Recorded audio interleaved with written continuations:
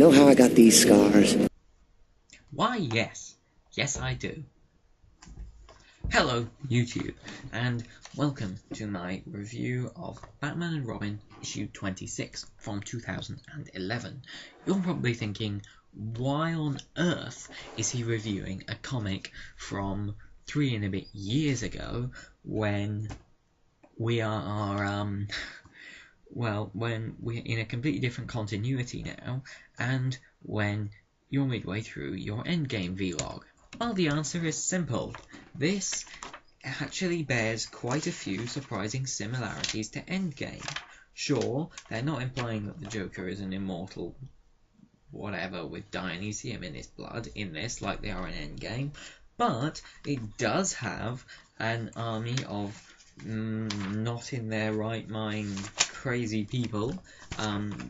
It does have Batman, albeit not Bruce Wayne, because of continuity related things I can't be bothered to go into because I don't really have the time to make this video. It's Dick Grayson as Batman, you know, old Robin / Nightwing / whatever the hell he is now, Bluebird or whatever. And this comic book is great.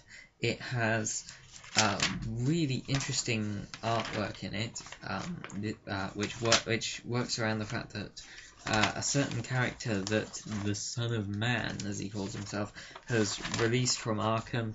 Well, not Arkham, French Arkham. They're in France. They're in Paris. It's amazing.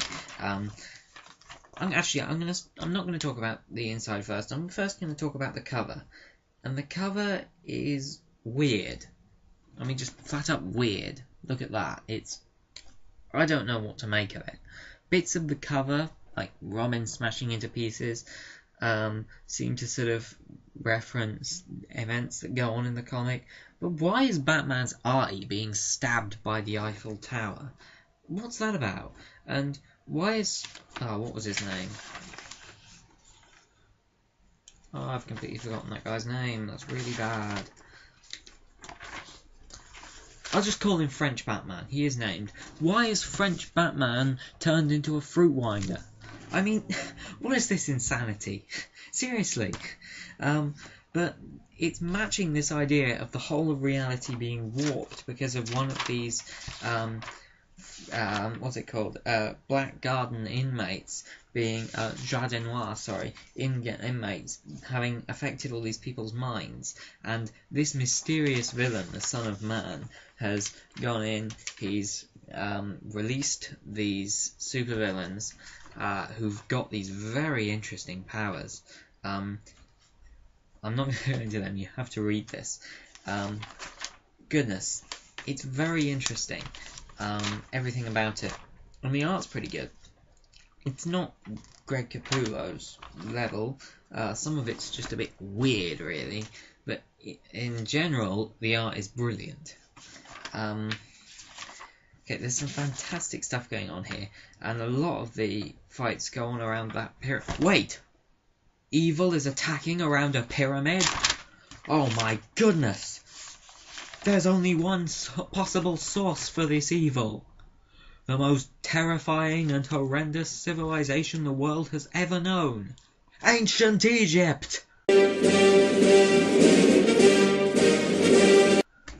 Yeah, I know, I pinched that joke off of Linkara. Anyway, so here we have, there's some brilliant stuff in this book, but by far the thing that makes it the most interesting is the villain.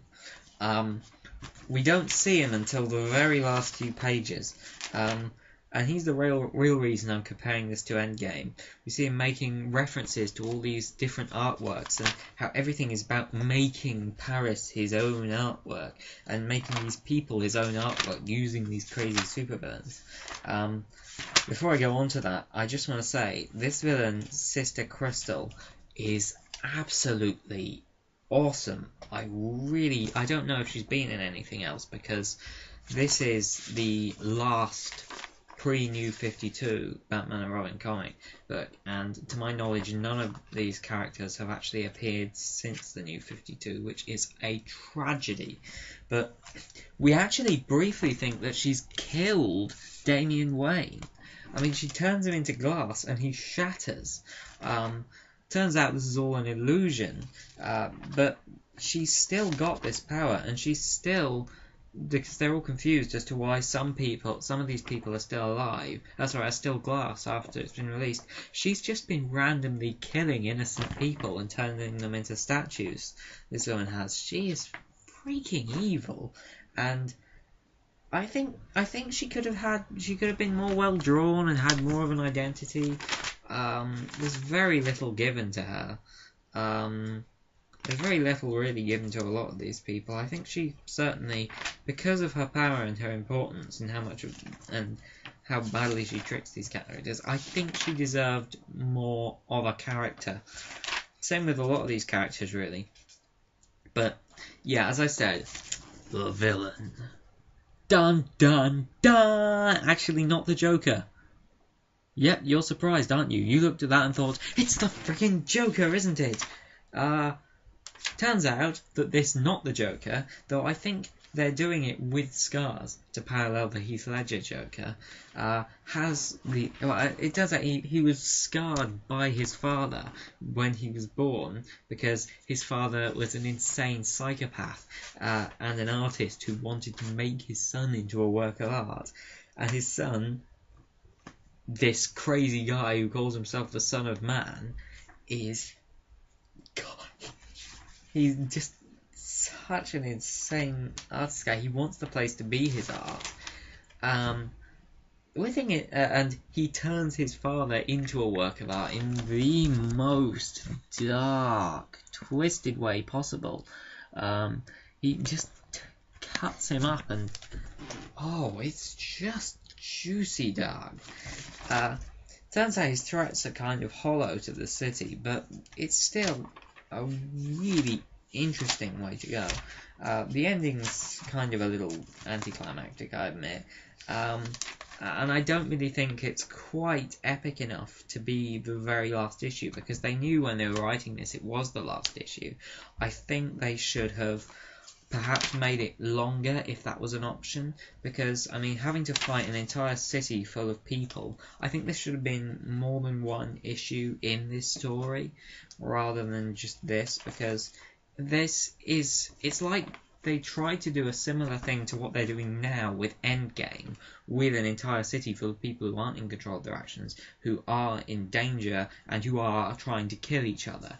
But it's not as epic because they've only really got it in like 3 pages, and then after that they can't really carry on, which I think is tragic. I think there was a lot of wasted potential in this book.